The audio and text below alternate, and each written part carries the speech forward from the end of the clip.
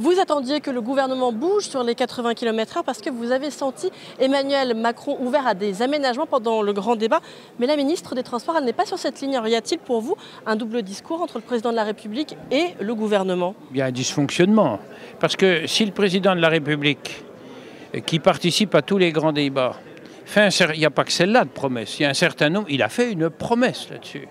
Donc moi, je veux quasiment leur rendre service pour que le président arrive à tenir ses promesses. Il semblerait que le Premier ministre... Cette promesse, c'est des aménagements sur les 80 km/h. Il l'a dit fermement, j'ai repris toutes ses phrases, c'est formel. Il l'a dit qu'il fallait appliquer avec un plus d'intelligence. Comme moi, d'ailleurs on est sur la même longueur d'onde, je ne suis pas contre la mise en place de 80 km/h sur un certain nombre de tronçons. On est pour la mise en application avec intelligence et surtout, faisons un peu plus confiance aux élus locaux. Oui, intelligence, c'est donc de manière décentralisée. Vous laissez la liberté au président de département, au préfet, de relever la vitesse maximale de 80 à 90 km/h. Voilà, parce que ce qui est quand même extraordinaire, c'est que l'État déteste la décentralisation, y compris dans la décision. Comment expliquez-vous qu'il autorise un président de département à réduire la vitesse, mais il ne l'autorise pas à augmenter? C'est un manque de confiance. Ce n'est pas des fous, les présidents de conseils départementaux. Ils n'ont pas non plus envie qu'il y ait des morts sur les routes. Moi, j'ai discuté avec le maire, on n'est pas du même bord, on n'est pas toujours d'accord. On est en plein accord là-dessus et il est prêt à faire des propositions. Est-ce que pour vous, les 80 km/h n'ont pas convaincu?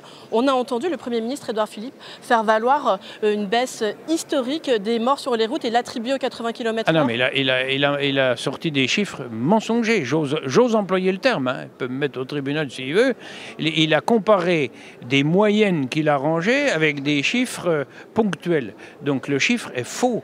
Évidemment que non. Il n'y a pas de sursaut historique, puisque depuis plus d'un an, on était en baisse pour différentes raisons, j'ignore pourquoi. D'ailleurs, on baissait, on était toujours aux 90. Et cette baisse s'est poursuivie, elle est en léger ralentissement d'ailleurs, mais cette baisse se poursuit. Et c'est du bonheur que c'est...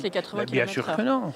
Le gouvernement également, et d'ailleurs c'est ce qu'a fait valoir la ministre, avait prévu de tirer un bilan détaillé de la mesure après 2 ans. Là, on en est à peu près à 1 an d'application. Vous ne voulez pas laisser cette année supplémentaire au gouvernement? Alors, je lui ai dit tout à l'heure, je considère que s'ils appliquaient mon amendement, on rend l'expérimentation encore plus efficace. Parce qu'on aura des départements qui vont rester complètement à 80 et des départements qui vont oser remettre un certain nombre de tronçons à 90. Et là, on aura encore une plus belle expérimentation.